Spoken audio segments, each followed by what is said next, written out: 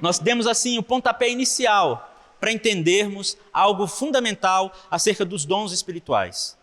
E se há algo fundamental que a gente precisa entender, a princípio, é que nós temos aí pelo menos 3 posições que nos levam a compreender diferenças no pensamento cristão acerca dos dons, amém?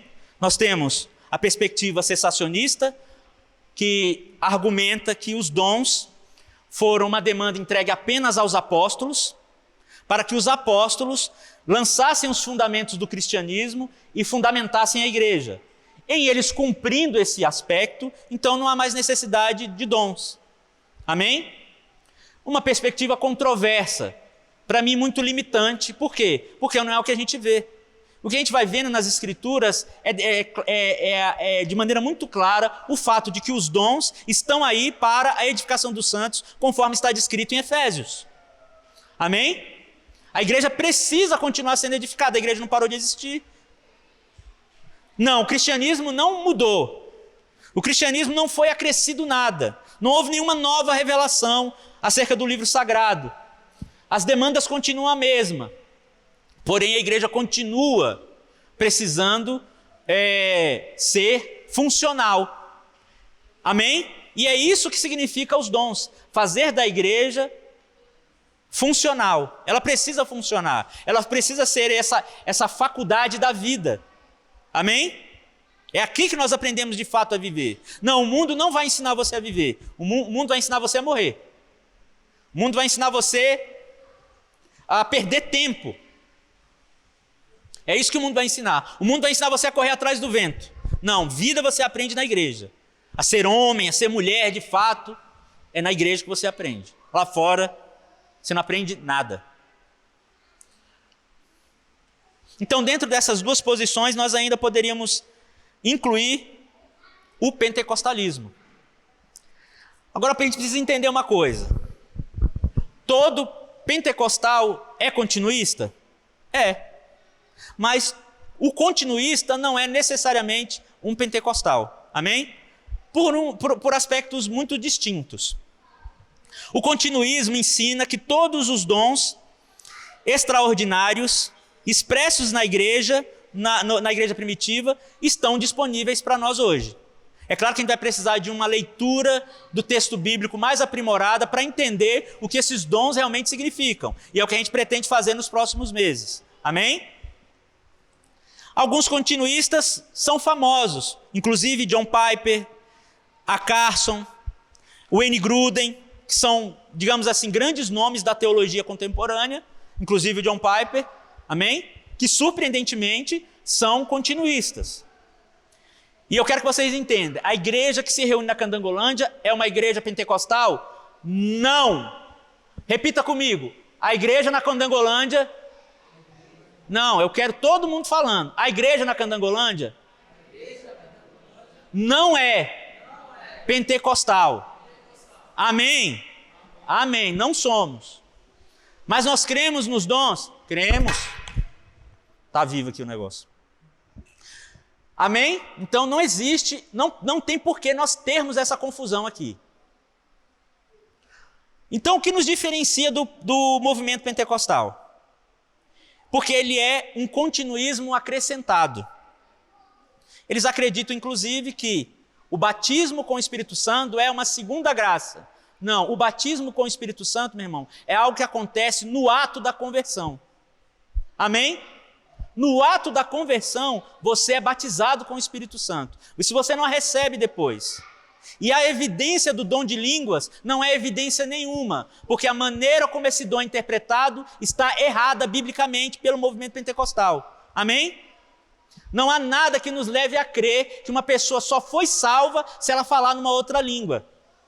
Amém? Amém? Então está meio xoxo esse amém. Porque se nós crermos nisso, eu vi a minha avó, aos 72 anos morrer, com uma crise. Ela era assembleana, ela nunca tinha orado em línguas, mas era uma mulher piedosa. E a primeira vez que eu tive um contato com o evangelho foi através dela, a primeira vez que eu entendi alguma coisa sobre Jesus, eu devia ter uns 5 anos de idade, com ela me levando à igreja. mas viveu muitas crises na fé por conta da dúvida que ela tinha acerca da própria salvação, porque ela nunca tinha falado em línguas. E eu creio que alguns irmãos aqui, em algum momento, viveram essa crise. Amém? Que a crise acabe agora. Amém? Não é isso que determina a sua salvação. Não é isso que determina o batismo com o Espírito Santo. Amém? Então vamos entender, só uma pessoa batizada com o Espírito Santo pode afirmar o senhorio de Jesus e pode se sujeitar a Ele. Essa é a obra do Espírito Santo. Porque um homem, apenas por uma concepção intelectual, porque ele entendeu intelectualmente algumas coisas acerca da salvação, ele não pode ser levado a Jesus. Ele não vai se sujeitar a Jesus apenas por uma lógica intelectual. É preciso algo de fato espiritual. É o selo, é a marca, esse é meu, esse é um eleito. E a mente se expande, a mente se abre, agora a mente compreende esse senhorio sobre a vida dele. Isso é muito mais miraculoso do que você ficar bababá, bababá, bababá, bababá, bababá, bababá. Isso sim é um milagre. É um milagre, uma mente que agora diz, Jesus Cristo é o Senhor, e não há os valores do mundo, não há os princípios do mundo, não, agora eu sou um homem de Deus, vou viver uma vida para Deus, e está aqui a prova disso. Eu tenho pelo menos uma dezena aqui hoje, que pode afirmar que a sua sujeição a um padrão de vida que contradiz ao mundo, o fato de você não fazer o que o mundo quer, de você todo dia resistir ao diabo, é algo que só pode ser dado pelo Espírito Santo de Deus, e você não precisa falar numa outra língua para isso. Amém? Falar numa outra língua não faz de você um crente especial. Amém? Sabe o que faz você? Porque para prestar atenção, como é que uma pessoa pode dizer que está falando a língua de um anjo e depois xingar uma pessoa? Você está doido. É uma coisa que eu fico... O cara acabou de falar que ele falou a língua de um anjo. Ele trouxe uma mensagem do céu que ninguém compreende, mas quando virou a esquina ele está chamando a mulher de desgraçada, dobrou a esquina ele está chamando o moleque de miserável, sei lá, outros nomes que ele pode usar inclusive, a mesma boca que diz que pronunciou uma mensagem do céu. Mas enfim, eu não quero entrar nesses pormenores, porque a gente vai tratar disso de maneira mais específica durante os meses, amém? Vai ser um tempo, acredito, bem razoável para a gente tratar disso, tipo assim, a miúde, de maneira exaustiva. Amém? Em linhas gerais, nós temos ensinado que os dons revelacionais cessaram. O que eu quero dizer com dons revelacionais? Daqui não sai outra interpretação. Aqui não tem nada de novo a ser compreendido. Amém? O texto bíblico está traduzido, está interpretado, embora determinadas tradições ditas como cristãs alegam conseguir tirar daqui uma outra maneira de entender o texto bíblico. O que é improvável, o que é impossível. Aquilo que Paulo quis dizer é aquilo que Paulo quis dizer. Amém? Aquilo que Jesus disse é aquilo que Jesus disse. Aquilo que os profetas disseram é aquilo que os profetas disseram. Não tem uma interpretação sua, não tem uma interpretação nova, não tem uma outra maneira de ver o texto bíblico. Amém? E por isso, para algumas pessoas, por exemplo, falar em predestinação, falar em eleição, é tão difícil. Sabe por quê? Porque elas querem interpretar a maneira delas. Porque elas querem tirar a culpa de Deus, e Deus não está preocupado se você o considera culpado de alguma coisa. Ele quis fazer as coisas como Ele quis. É o que está lá no texto, no primeiro capítulo do livro de Efésios. Ele fez as coisas pelo beneplácito da sua vontade, a sua livre vontade, o seu desejo de querer fazer, a sua liberdade de Deus o autorizou a fazer como Ele quis fazer. E se nós somos batizados com o Espírito Santo, e essa é uma evidência do batismo com o Espírito Santo, essas coisas de peso espiritual são claras para mim. Amém? É isso que Deus quer? Amém! Porque eu sou um salvo, eu sou um eleito, e é isso que eu preciso crer, e é isso que eu sou. Isso é a marca de um homem e de uma mulher batizada com o Espírito Santo. Ele não está aqui tentando argumentar com Deus, mas Deus, por que você não fez assim? Ah, Deus, eu não concordo com você. Não, o batizado com o Espírito Santo diz algo que a gente canta aqui com muita frequência. A Trindade tem razão. Amém. É isso mesmo, Deus. Foi assim que você quis? Amém. Vamos lá.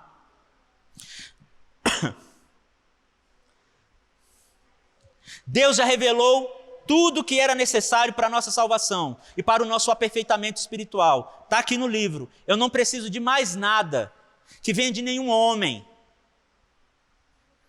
Amém?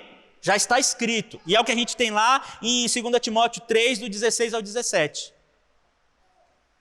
Que as Escrituras são o suficiente para que o homem seja capaz de realizar toda boa obra e seja perfeito. Então, o instrumento que Deus deixou para que nós sejamos aperfeiçoados, segundo as instruções que Ele tem para nós, não é nenhuma profecia. As profecias que nós precisamos estão nas Escrituras. Isso não quer dizer que Deus possa usar alguém pontualmente para falar comigo? Pode. Agora, ninguém que anda movido a isso vai ter uma fé saudável. Porque já falei outras vezes, se isso está acontecendo, a relação com essa pessoa, entre Deus e essa pessoa, simplesmente não existe, porque Deus está precisando de um método extraordinário para falar com ela. Deus fala através das Escrituras. Ele pode falar audivelmente, ele pode fazer o que ele quiser, mas a minha experiência de ouvir Deus, o crente ouve Deus a partir das Escrituras. Então, se um homem ou mulher se diz crente e não ouve Deus a partir das Escrituras, não adianta ele sair por aí buscando profetada, ele só vai encontrar maldição para a vida dele. Amém? Minha relação com Deus parte das Escrituras, não parte de nenhum outro lugar, não parte de nenhum. O oráculo de Deus é o livro sagrado. Então, uma pessoa que lê o livro sagrado e não se vê instruída por Deus, ela precisa questionar, inclusive, a própria salvação. Que se ela abre e não vê o peso da instrução de Deus, há algo muito errado no que essa pessoa está chamando de cristianismo. Amém? Esse é o objetivo do livro. Foi para isso que ele foi deixado, foi para isso que ele foi escrito. Você não vê na igreja primitiva o que nós vemos nos dias de hoje. As pessoas batendo de igreja em igreja, buscando alguma coisa que possa ser dita para ela ficar rica, para ela arrumar marido, para ela arrumar emprego. Ah, uma caneta. Que caneta o quê, meu irmão? Que vassoura ungida o quê? Que óleo ungido o quê? É Deus, é você e Deus. Olha que loucura. Você pode se relacionar com o Criador. E é isso que é a fé cristã, a possibilidade de uma reconciliação tão aproximada, tão verdadeira, que você se vê instruído por Ele de maneira direta, por meio do instrumento que Ele deixou. Primeiro a Escritura, depois a igreja. A igreja também é esse instrumento, que por meio dos líderes da igreja, de homens e mulheres capacitados, colaboram com o crescimento e o desenvolvimento dos irmãos. E aí onde entra a dimensão dos dons, onde cada dom vai complementar essa grande parede de pedras vivas que é a vida da igreja, esse edifício espiritual que é a igreja. Amém? Onde não existe um homem, um super-homem, um homem-dom, não existe isso na vida da igreja. Cada pessoa é importante para o desenvolvimento disso. Amém?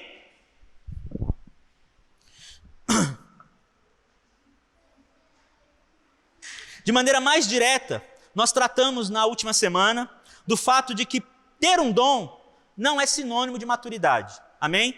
O ser pastor não me faz de mim a pessoa mais madura do mundo, a pessoa mais notória do mundo, a pessoa mais capacitada do mundo.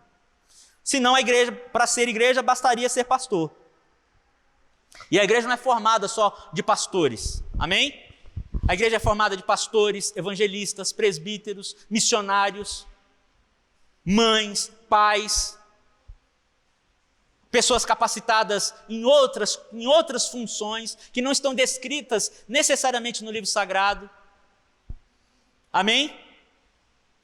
É claro, algumas são específicas para a ordenação dos santos. Outras vão funcionar de maneira, digamos, complementares no desenvolvimento da vida da igreja. Amém? Está ficando claro isso? Porque presta bem atenção. Eu quero que você saia daqui hoje procurando em você qual é o seu dom. E se esse dom executa o que ele deveria executar. Servir a igreja. Porque o dom não tem outra função. Um dom espiritual é para a igreja exercer sua missão. Qual é a missão da igreja? Qual é a missão da igreja? Levar homens e mulheres à adoração. Adoração é vir trazer uma pessoa aqui para cantar? Não, para ela viver uma vida para a glória de Deus. Essa é a missão da igreja. As pessoas têm dificuldade de entender o porquê da eclésia. Qual é o objetivo disso? Não, o objetivo disso não é entregar cesta básica, não é tirar moradores de rua da rua. Passa por essas coisas. Porque essas pessoas precisam de quê? De serem encontradas em si mesmas como eleitas de Deus. Qual o instrumento que realiza isso? A igreja, através da loucura da pregação. A loucura da pregação não é só o discurso. É toda uma vida que se vê como uma pregação. A minha vida é a minha pregação. Não é só o que eu falo. Amém? Não pare de falar, em nome de Jesus. Se você não vive o que está escrito aqui, cale a boca. Não enxovale o evangelho. Não queima o filme. Não fala o que você não crê. Não fala o que você não vive. Não faça do meu trabalho, não faça do trabalho de pastores honestos, de homens que têm a vida entregue no altar de Deus, um chiqueiro. Agora, se você é uma pessoa, um homem de Deus, uma mulher de Deus, fale até secar a goela. Até cansar, em tempo e fora de tempo. Agora se coloque na posição do que nós temos dito desde a semana passada. Seja maduro. Seja maduro.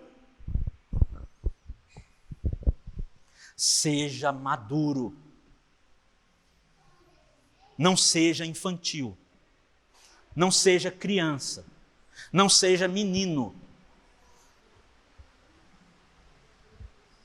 A igreja não é formada de crianças. Amém? A igreja é formada de pessoas que estão na demanda descrita em Efésios 4. Até que alcancemos a estatura de menino? Não, a estatura de varão perfeito. Não é uma ambição absurda você querer ser aperfeiçoado até que a perfeição de Deus se torne revelada a partir da sua vida. O objetivo é esse. A ambição precisa ser essa. O desejo mais profundo do meu coração é esse, não é outro. Não é ser rico, não é ser empresário. Pode até passar por essas coisas, mas não é isso. Isso está no pano de fundo. Isso é o meio pelo qual vai viabilizar eu me tornar essa pessoa. Por quê? Porque para isso eu preciso de recurso, eu preciso ser bom pai, eu preciso ser bom administrador, eu preciso ser bom marido. E essa demanda não vai ser dada a todos. No caso de ter alguma coisa, algum recurso significativo. A grande verdade é que a maioria vai ser quebrada igual a mim.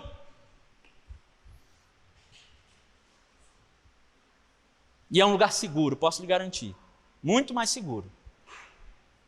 Depender de Deus é um lugar mais seguro. Depender de dinheiro é um lugar perigoso. Mas enfim, então, é importante que nós entendamos que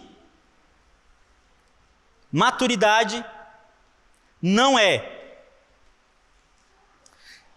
sinônimo de dom espiritual. Ter dom espiritual não é sinônimo de maturidade. Agora, para ter maturidade, para ter um dom, eu preciso ser maduro. Porque a maturidade é um dom? Não, maturidade não é dom. Maturidade é a sua parte. Maturidade é a sua responsabilidade. É dever seu ser maduro.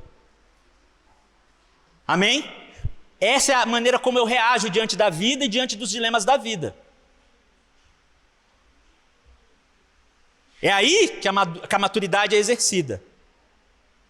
No exercício do dom, na minha relação com a igreja, compreendendo as demandas de um homem de Deus, de uma mulher de Deus, executando elas de maneira firme, de maneira sábia, e é exatamente onde eu quero chegar hoje, se Deus permitir.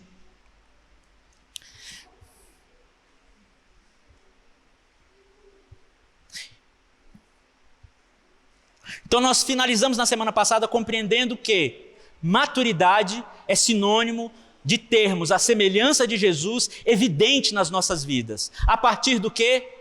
Serviço altruísta, e vida abnegada. O que significa isso? Servindo a mim mesmo? Não, servindo as pessoas, porque o dom não é para você, o dom é para servir a igreja. Sabe por que nós temos essa canalhada aí fora? Porque eles acreditam que o dom que está sobre eles, que a capacitação que está sobre eles, é para eles enriquecerem. Amém? Mas eles não receberam nada da parte de Deus para enriquecerem ou para viverem em função de si mesmos. E eles vão ter que dar conta do que eles têm feito com a igreja. Amém? E será dura a cobrança sobre eles. Amém? Então não existe um dom para você, o dom não é para você, o dom é para a igreja. Ninguém sobe aqui para cantar, ninguém vem aqui pregar, ninguém levanta a mão para orar, ninguém se dispõe aí numa comunidade carente, porque ele vai fazer alguma coisa para ele. Ninguém reúne um grupo de jovens ali no skate park buscando alguma coisa para si. Amém? Ninguém vai em busca do perdido, ninguém vai no setor comercial sul catar morador de rua procurando alguma coisa para si. Não existe isso na igreja. Amém? A dimensão do cristão é sempre o outro. Primeiro a Deus, depois o outro. O outro é o objetivo dele. Vamos entender uma coisa, enquanto o meu objetivo é o outro, eu sou sarado. Enquanto o meu objetivo é o outro, eu encontro alegria. Enquanto o meu objetivo é o outro, a dor do outro, o problema do outro, eu sou curado. Quer ser curado das celeumas emocionais que o mundo diz que você carrega? Sirva. Mas sirva muito, sirva com paixão, com amor. Eu duvido você ter qualquer coisa que possa se chamar de depressão. Duvido. Eu não conheço nenhuma pessoa com disposição para servir que possa reclamar esse tipo de coisa. Não conheço. Sabe por quê? Porque ela não está voltada para si, ela não está voltada para as suas frustrações, ela não está voltada para os seus desejos não realizados, ela está sempre olhando para o outro. A felicidade dela, a realização dela é ver a vida do outro viabilizada. Mas enquanto você estiver vivendo para você, trabalhando para você, guardando dinheiro para você, é só o que você vai encontrar. É um abismo chamando outro abismo. E essa é uma pessoa imatura, uma pessoa que não tem a possibilidade realmente de receber nenhum dom espiritual. E possa até ser que ela tenha recebido, mas o fato, inclusive, dela não estar exercendo, vai ter sobre ela jugo, vai ter sobre ela peso, porque ela trocou a possibilidade de servir para ser servida.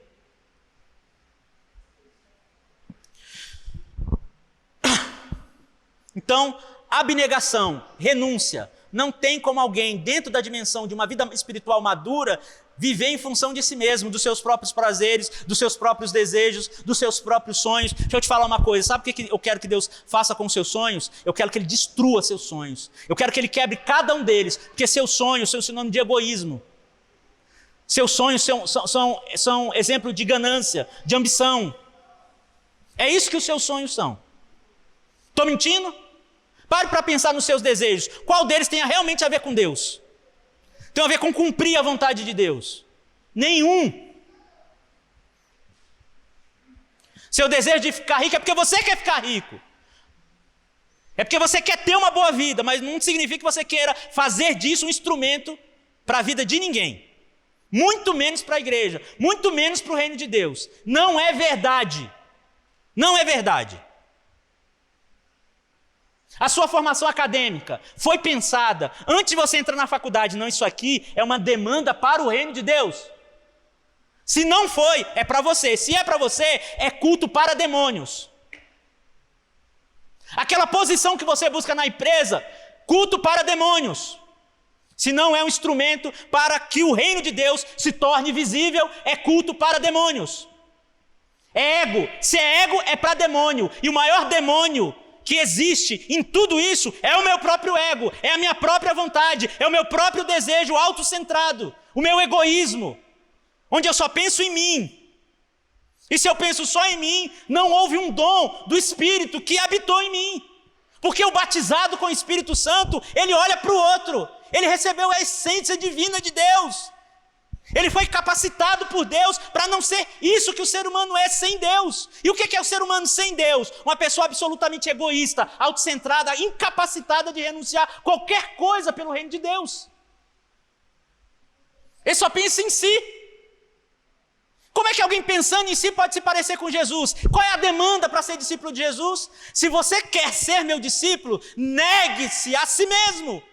Não tem como aquele que não amar menos, aquele que não odiar, que não incomodar a própria vida, não pode ser meu discípulo. Não é um exagero da teologia reformada que o Marcelo está tentando trazer para a igreja, não. Está escrito no livro, e é ele que fala isso em Lucas 14.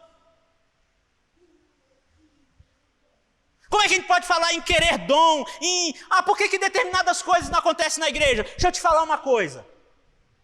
Se daqui a pouco a gente começar aqui a manifestar um dom de cura, a igreja está pronta para receber as pessoas?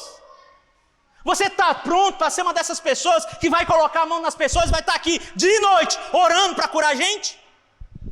Ou você quer fazer isso para aparecer, para dizer, está aqui o grande homem de Deus? Que grande homem de Deus o quê? Se tem grande homem de Deus, não tem mais Deus. Só tem Deus quando Deus é grande.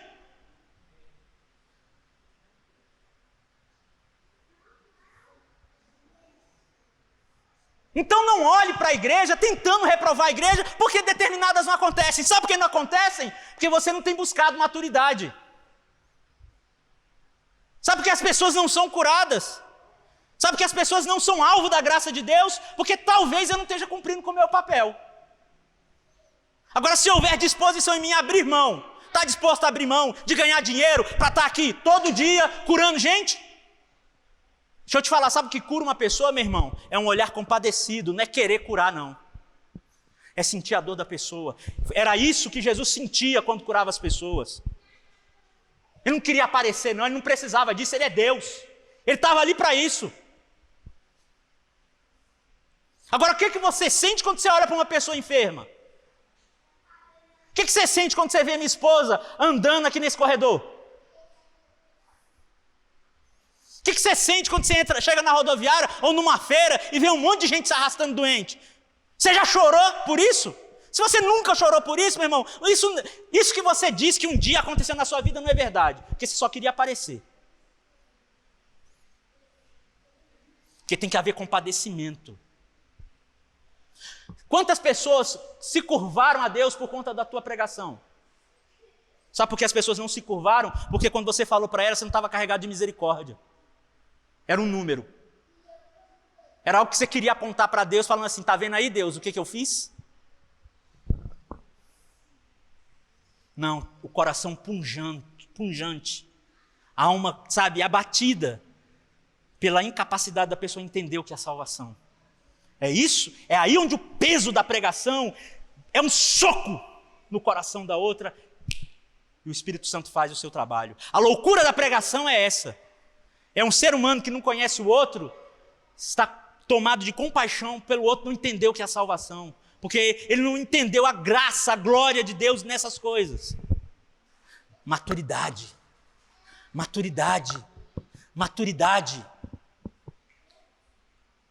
Eu queria que você repetisse comigo, eu queria que todos repetissem. Eu quero que essas coisas fiquem gravadas no coração de vocês. Amém? Ter um dom não me faz mais espiritual. Ter um dom não diz que eu sou maduro. Mas maduro é o que eu preciso ser. Ter um dom não me faz especial. Porém, eu preciso ser maduro para viver, para escolher, para decidir e para exercer um dom. Vamos lá. Porém, eu preciso ser maduro para viver, para escolher, para decidir e para exercer um dom. Eu preciso ser parecido com Jesus. Bora, igreja, é longa. A diferença básica entre o maduro e o imaturo é, vamos lá, a diferença. Não, vamos fazer essa coisa ordenada, tá bom? A diferença básica entre o maturo e o imaturo é.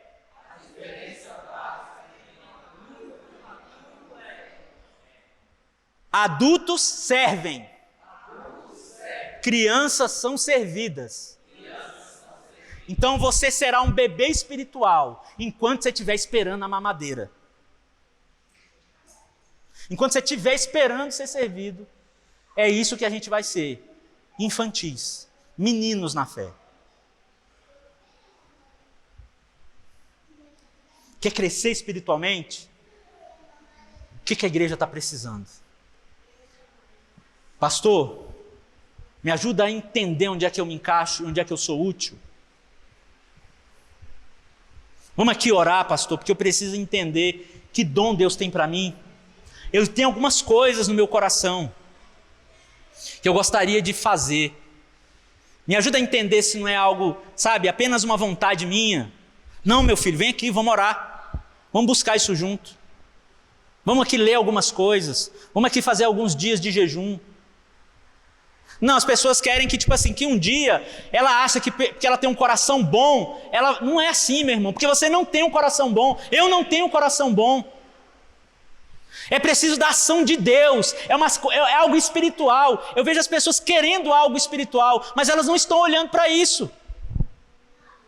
Ela acha que ser espiritual é ela ter o casamento perfeito, ela ter o emprego perfeito, ela ter o salário perfeito, ela ter filhos perfeitos, ela ganhar a quantidade que ela gostaria de ter no salário dela. Ela está achando que isso é espiritual, e isso não tem nada a ver de espiritual.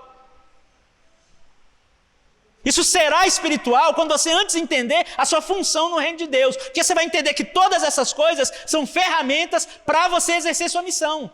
O seu casamento, o seu emprego, o seu dinheiro não tem outra utilidade. Não, seu casamento não é para você, seu dinheiro não é para você, seus filhos não são seus. Sabe, aquela mulher chata, sabe aquele marido chato? É a ferramenta que Deus colocou na sua vida para formar seu caráter, para que você seja parecido com Jesus. É isso. Sabe aquele emprego difícil, que você não suporta mais olhar para a cara do seu patrão? É para que lá você manifeste o testemunho, o caráter de Jesus Cristo. Para que na operação do dom você seja amadurecido. Sabe quem é Jó? É um homem sendo formado à semelhança de Cristo. É por isso que ele olha e vê. Antes eu te conhecia, eu conhecia de ouvir falar, mas agora eu te vejo face a face. E o único que vê a luz inacessível de Deus é Jesus Cristo. Só esse que aprendeu a padecer conhecerá Deus face a face. E o cristianismo é esse lugar onde a gente aprende a padecer, como Jesus padeceu. Esse é o cristianismo, meu irmão. Ter um dom espiritual é entender essas demandas. Então, presta bem atenção, quando você cantar, usa-me como um farol, né? Quando você fala, usa-me, você tem ideia que Deus está olhando para isso, está ouvindo? Quantas vezes você chorou falando, Deus, eu quero te servir. Quantas vezes você falou isso? E quantas vezes Ele colocou você em situações onde você poderia servir? Sabe o que você falou? Eu não vou entrar nessa treta, porque isso não é problema meu. Dona Polônia, 80 anos, congrega ali na igreja batista, uma igreja batista lá no Plano. Ela tem um pastor. Eu não vou nem falar o salário dele, tá? Mas amanhã, eu vou pegar ela aqui 6 horas da manhã, vou lá levar ela no hospital. Eu não tenho nada a ver com isso. Mas é minha missão. Eu não sou pastor? Ah, mas você é pastor, Marcelo. Tá, e você vai ser o quê no reino de Deus? Você vai ser uma pessoa que tem uma cadeira cativa domingo após domingo? Não, eu não estou fazendo isso para contar vantagem, não. Eu não posso partir de outro pressuposto do que não a minha própria vida. Aqui não tem um hipócrita querendo pregar o que eu não vivo, não, caramba. Não sou pastor de vocês e quero que vocês sejam operosos naquilo que Deus derramou na vida de vocês. Sejam práticos, com maturidade, com discernimento, com compreensão, com entendimento. Que nosso papel é esse, o maduro serve, o bebezinho de chupetinha na boca, é babado, é serviço. É igual o Nicolas. O que eu vou pedir para o Nicolas fazer, pelo amor de Deus? Ele tem um mês. Agora, para o Marquinhos e para a Nina, não. O negócio é relação. É fazer com que o Nicolas conheça a Deus a partir da vida deles. É fazer com que o mundo conheça a Deus a partir da vida deles. Não tem como cobrar isso do Nicolas. Agora pense em você. Quantos anos você é crente? E quanto serviço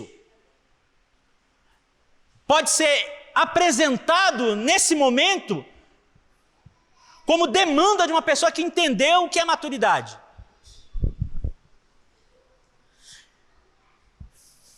Primeira Coríntios 2:14.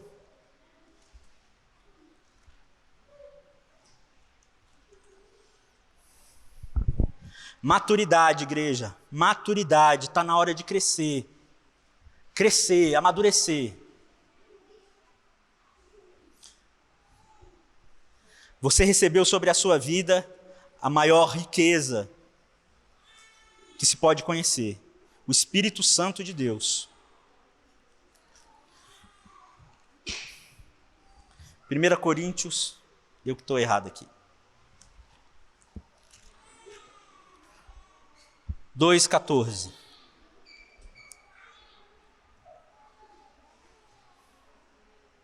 Ora, o homem natural não aceita as coisas do Espírito de Deus, porque eles são loucura, e não pode entendê-las, porque elas se discernem espiritualmente. Bom, você quer tirar a prova se você é uma pessoa espiritual? Você entenderia perfeitamente as coisas que eu estou falando se você fosse uma pessoa espiritual. Essas coisas teriam um impacto no seu coração e despertariam você porque você é espiritual. Porque o discernimento que ele está falando aqui é de discernir, é de compreender Jesus como Salvador, como fim da salvação, e de viver uma vida como a vida que ele viveu, uma vida de fato espiritual. O homem espiritual, ele compreende isso aqui sem nenhuma dificuldade. Ele está sob essa demanda numa entrega plena e absoluta. Amém? Ele entende que tudo que envolve a sua vida é espiritual. Ele compreende que a sua vida é uma ferramenta de Deus. Ele entende que a sua vida é um instrumento de transformação. É isso que um homem espiritual entende. Um homem espiritual não está querendo entender esse versículo, inclusive, tipo assim, bom, já que o homem espiritual discerne as coisas espirituais, eu sou crente, então eu sei o que é oportunidade.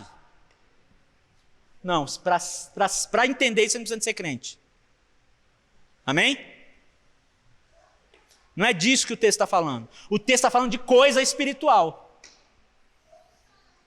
De discernir a verdade da mentira, o erro do acerto, a mentira da verdade, o certo do errado.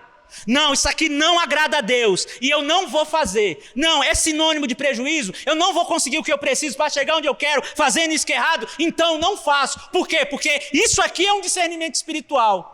Não é tentando argumentar, não. Não, porque se eu não fizer determinada coisa, então não vou conseguir o que eu quero. Então você, se é um homem espiritual, você não vai conseguir o que você quer, porque você discerniu espiritualmente porque isso é errado. Porque Deus não aprova. Pastor Gustavo saiu da empresa, porque ele descobriu que a empresa estava envolvida numa falcatrua na área onde a empresa funcionava. Isso é um discernimento espiritual. Rodrigo vendeu tempo dele, abriu mão, melhor, de metade do salário da esposa dele. É o testemunho da igreja, não tem por que eu esconder. Abriu parte de metade do salário da esposa dele para poder ter mais tempo com o filho. Isso é um discernimento espiritual.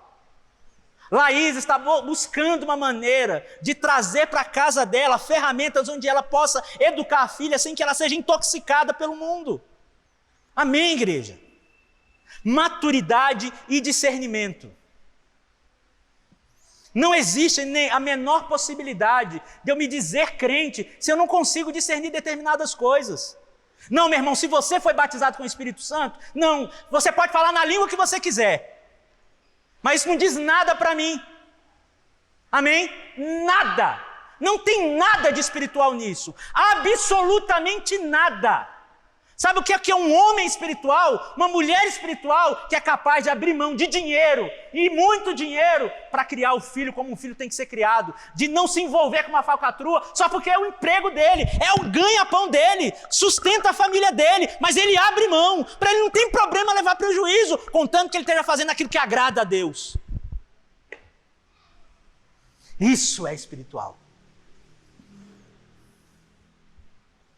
Posso falar de você, Severo? Posso falar do seu testemunho? Esse cara novo, convertido, com essa bela moça aí, esse cara era agiota.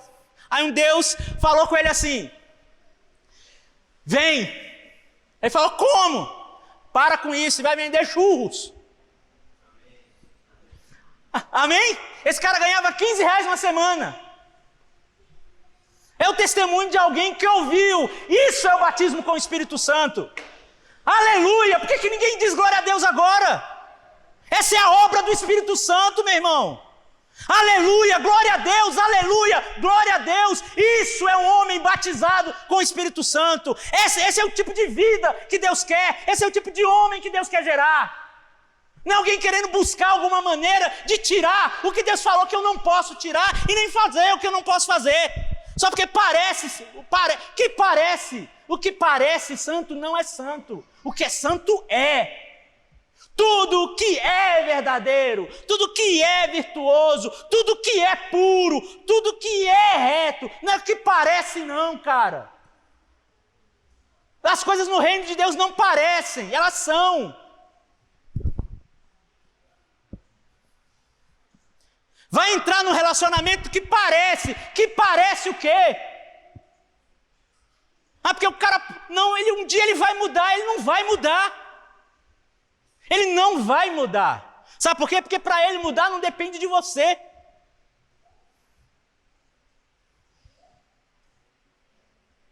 Discernimento, igreja. Discernimento. 20 anos dizendo que sou crente e não consigo discernir o certo do errado, o que eu posso e o que eu não posso fazer.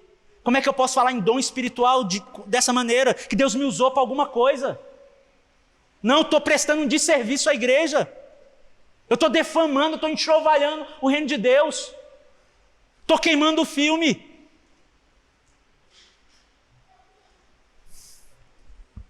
Um homem espiritual discerne, ele compreende certo e errado. Ele compreende o que de fato tem peso espiritual. O que de fato é a face de Jesus sendo revelada aos homens. O que realmente dá significado ao que Jesus fez através da minha vida. Não é um discurso. Eu sentei com a pessoa e preguei para ela o dia inteiro. E daí, sua vida pregou? Sua vida foi essa comunicação? A pessoa não está olhando para o que você está falando, ela está olhando para você. Sabe o que eu acho mais glorioso hoje? Ninguém olha mais para as minhas tatuagens. Eu acho que eu podia tatuar a cara hoje, que não ia fazer a menor diferença. Sabe por quê? Porque quando olham para mim, Rodrigo, Gustavo e Henrique, ninguém vê uma coisa só. Não, as nossas diferenças não são mais as tatuagens. E aquilo que nos torna iguais não é quantas vezes Rodrigo e Gustavo são a mesma pessoa. Eu fico impressionado como o nego pode confundir esses dois. Por quê? Não sei. Mas eu acho glorioso. A semelhança é outra coisa. A semelhança é porque Jesus está na vida dos dois, meu irmão. Eles estão pregando a mesma coisa. Eles estão ensinando a mesma coisa. Eles são pastores de um mesmo ministério. Eles estão prestando o mesmo serviço à igreja, com a mesma consciência, com a mesma clareza, com a mesma maturidade, com o mesmo entendimento. Conexão, unidade. Unanimidade talvez seja um passo mais arrojado. Mas há um caminho a ser trilhado. Mas trilhado tendo como pressuposto determinante maturidade e discernimento. No original, o grego, o termo diagnosis, que é o radical para a palavra discernimento,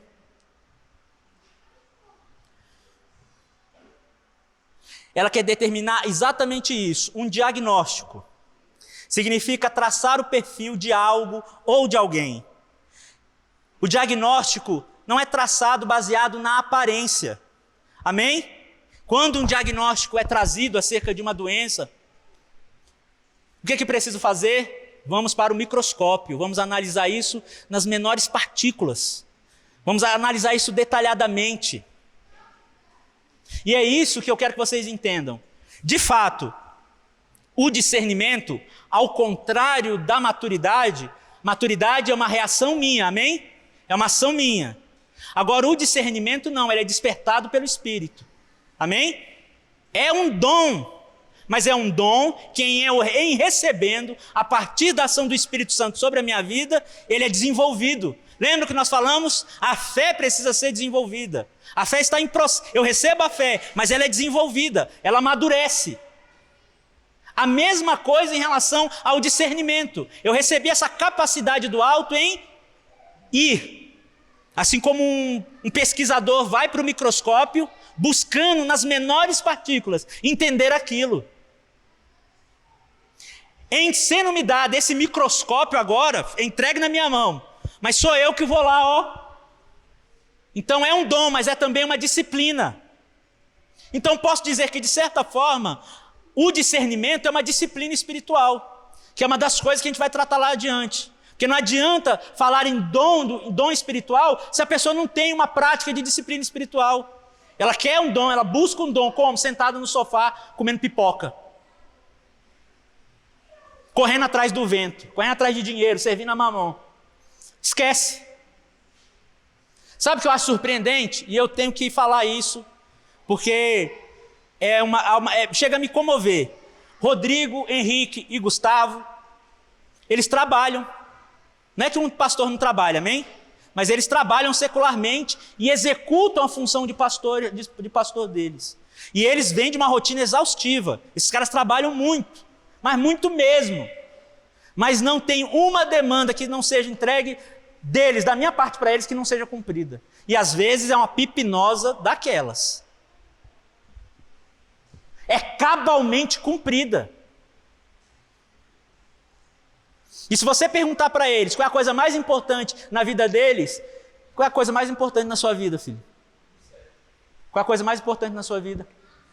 Qual é a coisa mais importante na sua vida, mano? Aleluia! É isso, igreja. Maturidade, discernimento. Compreensão de que isso que eles receberam é a coisa mais preciosa que um homem pode receber. Que enquanto eles cuidam das coisas de Deus, Deus certamente cuidará das coisas deles. Ou Deus não tem cuidado? Deus tem cuidado, filho? Deus tem cuidado? Deus tem cuidado?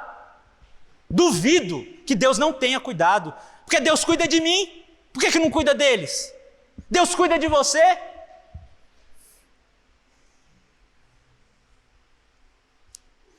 Uma das coisas que a gente precisa entender, o discernimento está diretamente ligado à maturidade. Amém?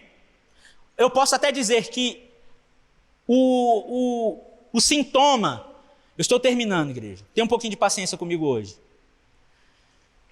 O sintoma de uma pessoa madura é o discernimento. Amém?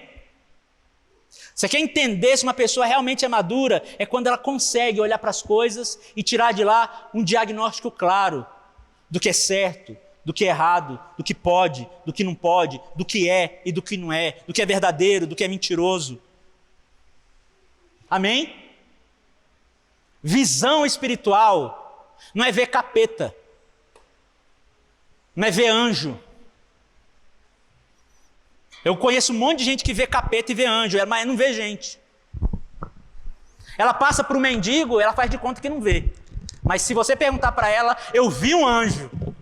Quem diz que Deus quer nos vendo anjos? Se Ele quisesse nos ver anjos, Ele não mandaria homens pregar o evangelho.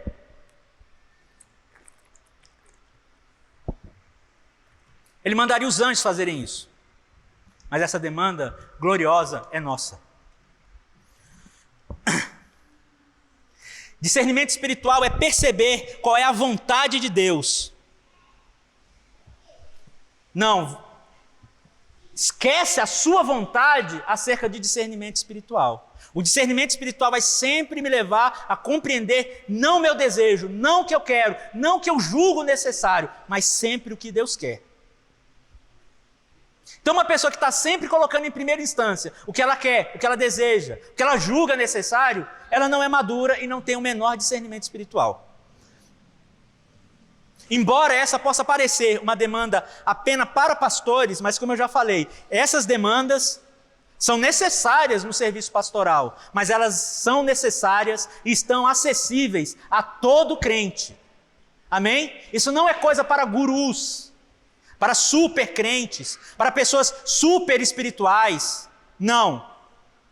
Qualquer crente precisa exercitar a sua maturidade e, em recebendo pela ação do Espírito o discernimento, desenvolvê-lo. A partir de quê? Acima de tudo, uma relação com a vida de leitura e de estudo das Escrituras. É daqui que eu consigo discernir o coração e a vontade de Deus. O que é a Bíblia? A Bíblia é a vontade de Deus revelada aos homens. É a sua revelação especial. Nada do que está fora daqui é vontade de Deus.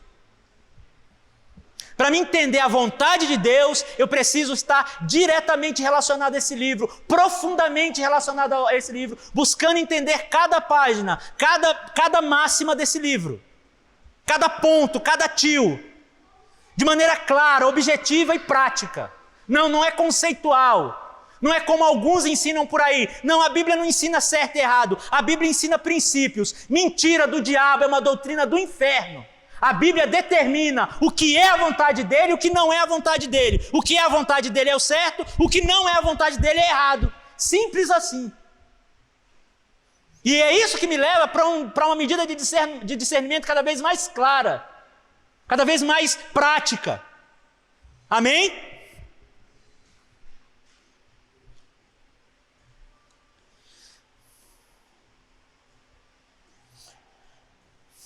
Há um personagem chamado Rei Salomão. Amém? Todo mundo sabe o pedido desse homem em 1 Reis 3, do 6 ao 9. Onde ele diz: Salomão respondeu: Tu foste bondoso para teu servo, o meu pai Davi, pois ele foi fiel a ti e foi justo e reto de coração. Tu mantiveste grande bondade para com ele e lhe deste um filho que hoje se assenta ao seu trono. Agora, Senhor meu Deus, fizeste o teu servo reinar em lugar de meu pai, Davi, mas eu não passo de um jovem e não sei o que fazer. Teu servo está aqui, no meio do teu povo que escolheste, um povo tão grande que nem se pode contar. Dá, pois, ao teu servo um grande coração, cheio de discernimento, para governar o teu povo e capaz de distinguir entre o bem e o mal. Ele não está falando, me dá um coração capaz de distinguir como é que eu faço para ganhar mais dinheiro, como é que eu faço para ter mais mulheres, que inclusive é o erro que ele vai cometer lá na frente. Porque para fazer o que está errado, você não precisa de discernimento. Para fazer aquilo que vai satisfazer a sua cobiça, você não precisa de discernimento espiritual. Basta você ir na base do instinto.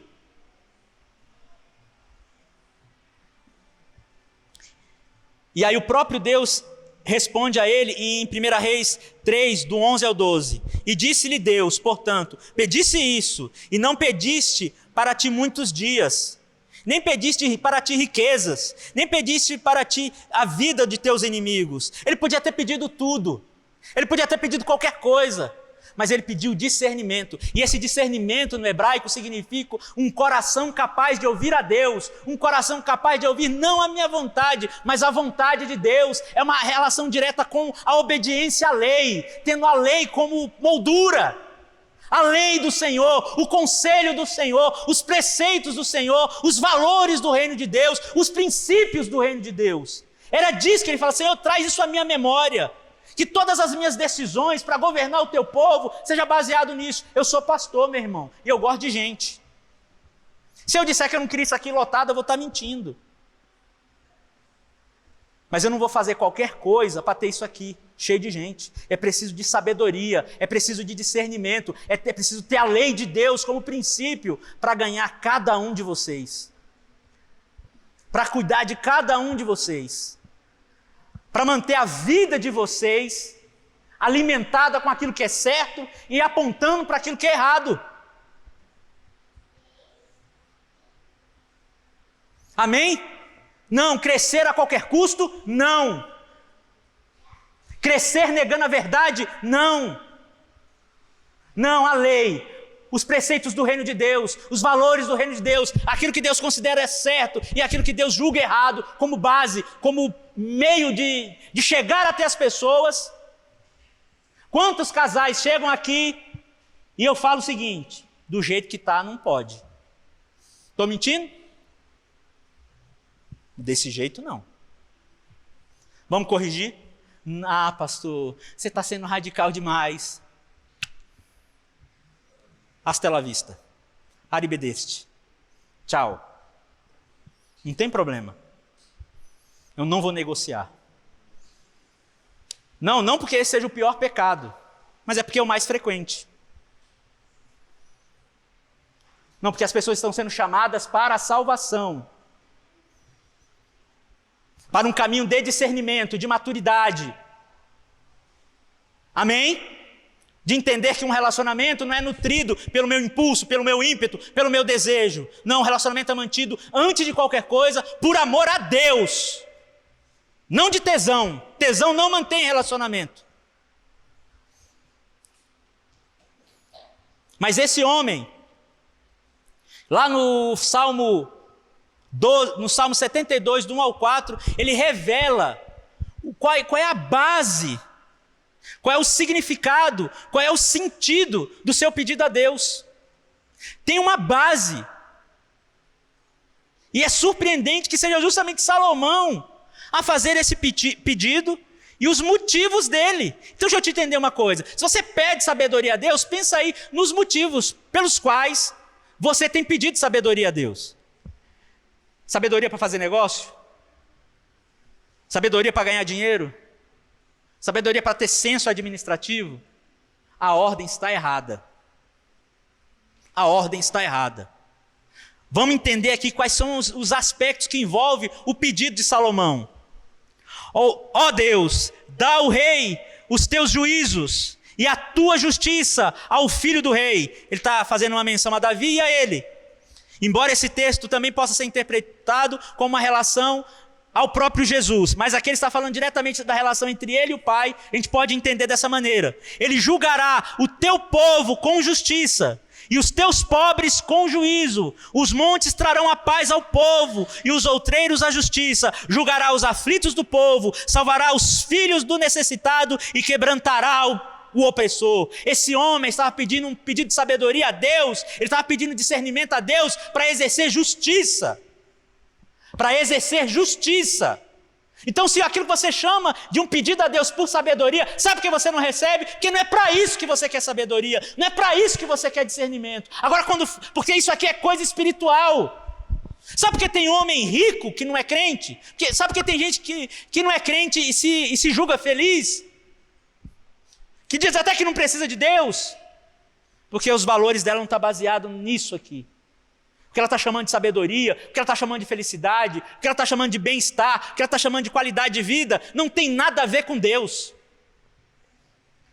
Parece bom, parece agradável, agora é. Aqui no mundo, essas coisas parecem realmente que são a solução para os dilemas da alma humana. Mas o próprio tempo, as próprias circunstâncias provam esse castelo de cartas se dissolvendo. Porque é apenas uma ilusão acreditar que a vida pode ser sinônimo de felicidade só porque os meus desejos por algum momento estão sendo satisfeitos. Isso costuma custar muito caro. E eu acho que a história de vida de cada um aqui pode responder essa questão. Foi bom um dia lá no mundo, não foi? Não foi não? Teve dinheiro, teve mulher, teve curtição, teve coisa boa pra caramba. né? Coisa gostosa. Mas eu não trocaria nada do que eu conheci lá por essa verdade, por esse coração que está manifesto em Salomão, mas que é prometido para mim. É prometido para mim poder chegar diante de Deus, pela ação da graça e do Espírito Santo em mim, chegar, Senhor, me dá sabedoria para conduzir o teu povo, para conduzir a tua igreja de maneira sábia, para que eles alcancem o que eles precisam alcançar como homens e mulheres de Deus. A intenção de Salomão torna o pedido dele diante de Deus motivo de alegria. É por isso que Deus responde lá em 1 Reis 3, do 11 ao 12, é isso? Isso. É por isso que Deus responde de tamanho... Será que Deus não conhecia o coração de Salomão? Será que Deus não sabia que era exatamente isso que Salomão queria? Mas esse pedido da parte de Salomão mexe com o coração de Deus e Deus de prontidão dá a ele. Agora, sabe por que às vezes a gente não recebe? Porque pode não ser isso que a gente esteja considerando como discernimento, como maturidade, como sabedoria.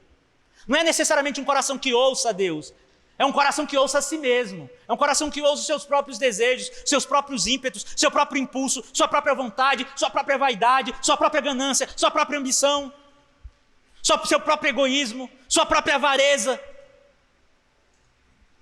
Não, a pessoa pode ter uma habilidade para lidar, ela pode ter senso administrativo, mas isso não tem nada a ver com sabedoria. Isso é sabedoria do mundo. Sabe por que eu não admito trazer para a igreja um senso administrativo mundano? Porque isso aqui não é uma multinacional. Isso aqui é uma família. Pessoas são mais importantes do que coisas. Essa tem que ser a medida da maturidade do que a igreja precisa enxergar acerca do que ela é. Isso não quer dizer que a gente precisa transformar a coisa na casa da mãe Joana, não é mesmo? Tiago 1, do 5 ao 8, diz o seguinte: se, porém, algum de vós necessita de sabedoria, peça a Deus, que a todos dá liberalmente, e nada lhes impropera, ou seja, Deus não esfrega na sua cara, né? Ele dá liberalmente, ele concede a sabedoria. Peça, porém, com fé, em nada duvidando, pois o que duvida é semelhante à onda do mar, impelida e agitada pelo vento. Aí tem gente que quer usar isso aqui para legitimar a teologia da prosperidade. Não, você tem que pedir crendo. Meu irmão, mas se o seu coração tiver com a demanda sugerida aqui, não suponha esse homem que alcançará do Senhor alguma coisa. Homem de ânimo dobre, um homem de coração dividido, um homem que pede coisas a Deus para conseguir coisas no mundo. Um homem que pede um dom de sabedoria para conseguir coisas que Mamon dá, que Mamon pode oferecer. Ele quer uma sabedoria de Deus para satisfazer a sua ganância. Ele quer uma sabedoria de Deus para lidar com coisas do mundo, com coisas sujas, inapropriadas, vergonhosas. Esse homem não pode dizer que crê em Deus. A fé dele não está em Deus.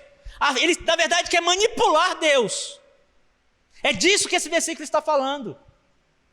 Peça a Deus com sabedoria. Peça a Deus sabedoria com sabedoria. Avalie seu coração antes de pedir. Por que eu quero isso de Deus? Por que eu estou pedindo discernimento a Deus? Eu quero um coração que ouve a Deus? Ou quero que Deus me ouça? Eu quero que Deus se sujeite aos meus desejos. Há uma demanda que nós precisamos considerar aqui.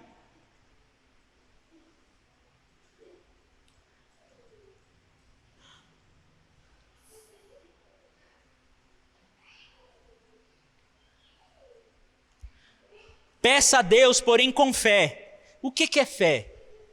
Meu irmão, fé não é só crer. Que a gente crê em muita coisa. Dizer que eu confio em Deus significa o seguinte: aquele que dá é aquele que tira. E ele faz tanto bem quanto me dá, e me faz também o bem quando ele me tira. Isso é uma fé saudável. Isso é uma fé madura. Isso é uma fé que discerniu. Isso é a fé que compreendeu. E quando Jó fala isso, ele não está falando de perder o emprego, perder a namorada, não. Ele perdeu 10 filhos. Ele perdeu tudo. Ele olha para a esposa e fala, ó, o mesmo Deus que deu é o mesmo Deus que pode tirar. Isso é fé. Isso é confiar. Isso é crer. E é dessa fé que esse texto está falando. Não duvidando. Não confiando. Não. O Deus que me abençoa quando me deu é o Deus que me abençoa quando me tira também. Aquilo que Ele me tira também é uma bênção.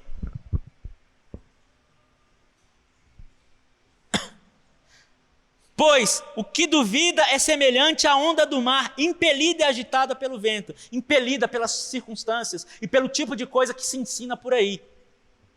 Pelo amor de Deus, meu irmão, ouça o que eu quero lhe falar.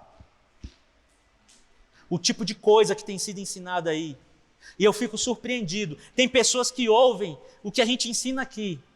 E ela é capaz de ouvir qualquer lixo e tentar comparar ou simplesmente desconsiderar o que a gente ensina aqui, porque aquilo se enquadra mais na sua cosmovisão deturpada, gananciosa, perdida, infernal, carnal. Pelo amor de Deus, não faça isso. Ele considera o que tantos canalhas por aí dizem, como que, pelo amor de Deus, que proveito você acha que você pode tirar daquilo que R.R. Soares pode ensinar, pelo amor de Deus? Você acha que se esse homem estivesse ensinando algo sério, ele venderia uma Bíblia a R$1.000? Você acha que se esses homens tivessem algo realmente proveitoso para ensinar, eles estariam vendendo vidrinho de óleo ungido aos milhares?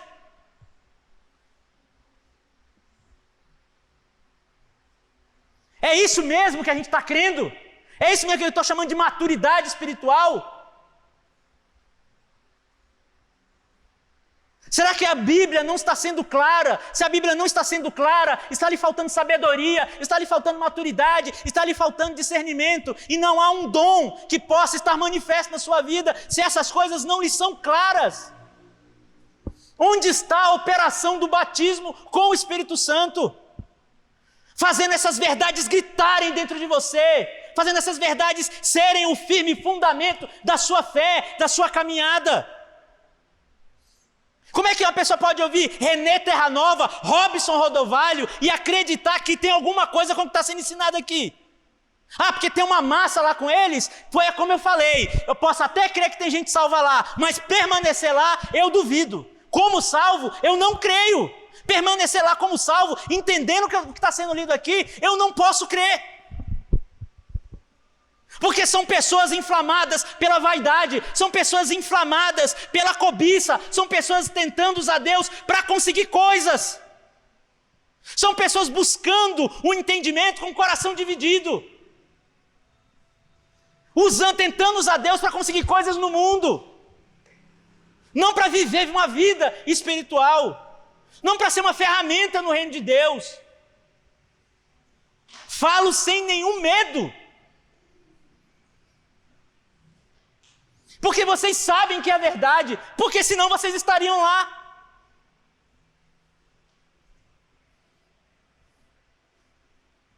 Discernimento, maturidade.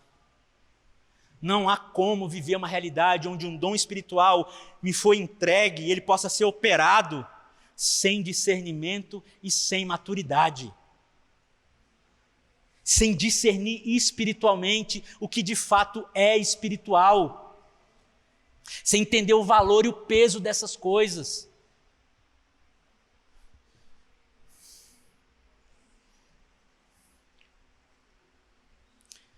Há pelo menos 3 consequências da falta de discernimento.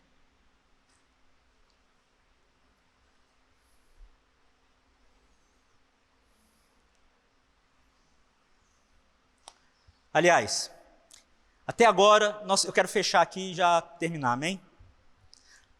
Maturidade espiritual me leva à busca pelo discernimento, amém? Vamos repetir? Maturidade espiritual me leva à busca pelo discernimento. Deixa eu falar uma coisa, existem pessoas que fazem uso de uma ignorância proposital. Ela faz questão de agir como uma pessoa ignorante. Ela ouviu, ela entendeu, mas ela prefere insistir na ignorância dela. Ah, porque eu aprendi assim. Bom, se você aprendeu assim, deixa eu te falar, você aprendeu errado. Muitas coisas a gente aprendeu errado. A gente precisa ser humilde diante de Deus para entender, eu aprendi errado. E mudar a maneira como a gente pensa. Deixar o Espírito Santo realizar sua obra transformadora. Deixa eu te falar uma coisa, se a maneira como você pensa não mudou depois que você se tornou crente, você não é crente, porque o crente foi mudado na sua maneira de pensar e de agir. Não tem como um crente continuar vivendo e pensando da mesma maneira, fazendo as coisas que o mundo faz, pensando como o mundo pensa. Não existe esse evangelho, isso não é evangelho. Não, você não é crente porque você parou de fumar, parou de beber, parou de transar, parou de cheirar, não. Não é isso não. Isso é o mínimo. Não, o crente não é mais o mesmo, ele não tem a mesma mente. Ele é Ló, agoniado com o mundo, como diz o apóstolo Pedro. Um homem que se agonia em olhar para Sodoma e ver como Sodoma é. É Paulo em Atenas, sentindo vontade de vomitar, em vendo a idolatria ateniense. Ele não concorda com aquilo, ele não aceita aquilo, ele tem ojeriza daquilo. Um homem, um crente, uma mulher crente tem ojeriza do mundo. Amém? Maturidade espiritual me leva à busca pelo discernimento, me leva ao estudo das Escrituras, me leva a uma leitura sistemática das Escrituras, buscando compreender o que de fato é espiritual, usando o instrumento espiritual que Deus me deu. Não é que Deus não possa falar diretamente com você, mas Ele só vai falar quando você lê. Amém? Você lê tanta coisa, não é? Internet toda hora, tantos livros, tantos intelectuais. Poxa, mas leia a Bíblia. Nenhum problema você ler outra coisa. Não é pecado ler, contanto que você saiba escolher o que você está lendo. Eu já dei esse testemunho aqui, chega na casa da pessoa, tem lá 50 tons de cinza do lado da Bíblia. É um absurdo um negócio desse. Não, mas eu vi. Eu não estou zoando não, é verdade. Não, meu irmão, isso aqui não é revista Época não, isso aqui não é Isto É não, isso aqui é a palavra de Deus. Você não é crente?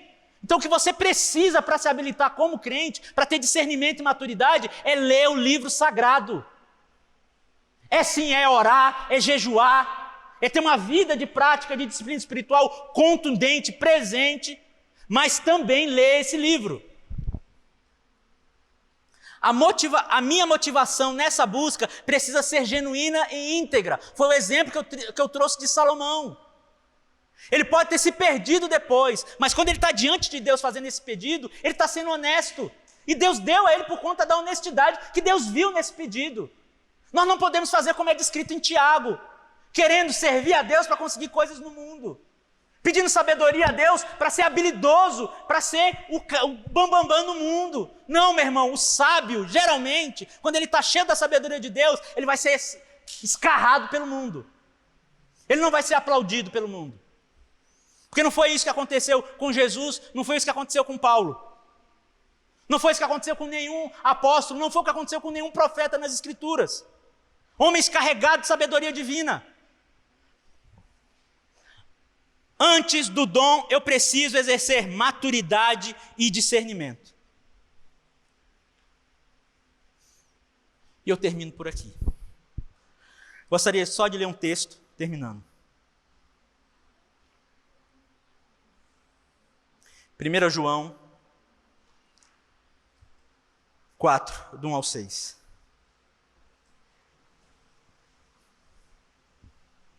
Amados, não deis crédito a qualquer espírito. Amém? Isso aqui não é dar crédito a qualquer espírito, não é dar crédito a qualquer alma, não. Quando aqui a palavra espírito está sendo citada, é o tipo de intenção. Não dê ouvido a qualquer discurso. Preste atenção no que você tem chamado de crente, de evangelho.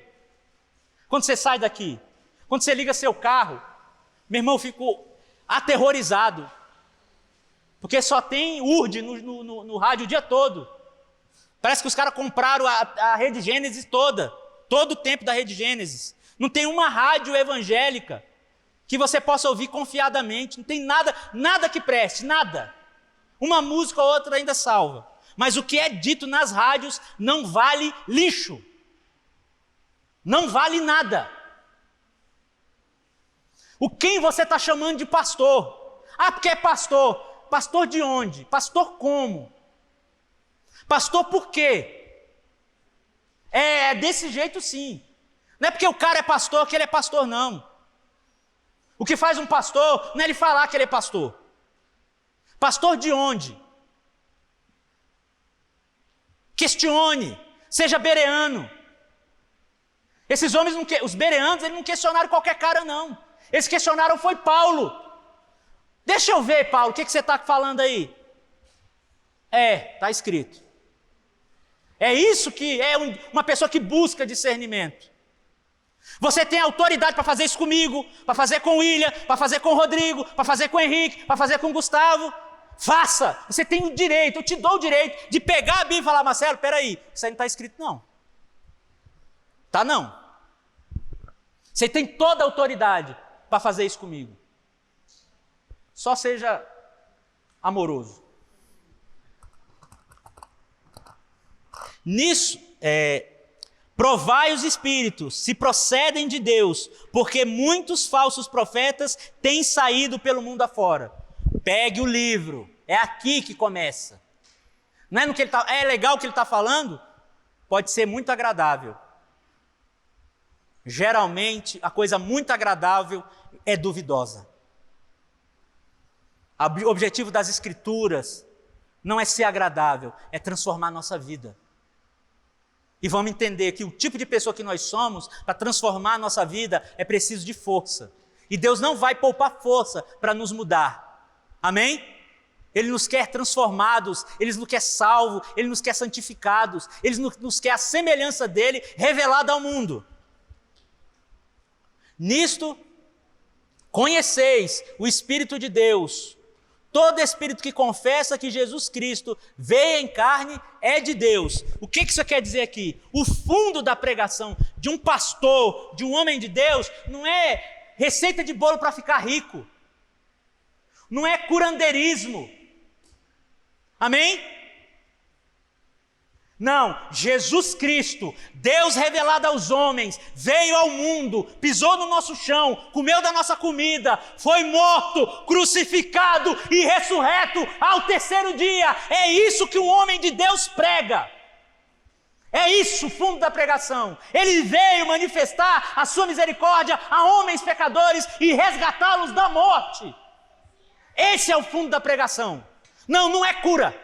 Jesus não prega cura, Paulo não prega cura, Paulo não prega para ninguém ficar rico, Paulo não prega que os problemas sociais serão resolvidos, Paulo não prega um paraíso sem Deus, Paulo pregou que o paraíso viria das mãos e do retorno triunfal de Cristo Jesus. Essa é a pregação do Evangelho, é isso que um crente prega, é isso que um crente ensina. Se você gostou desse vídeo, inscreva-se, ative o sininho para você receber notificações, compartilhe, deixe o seu like e deixe aí também o seu comentário.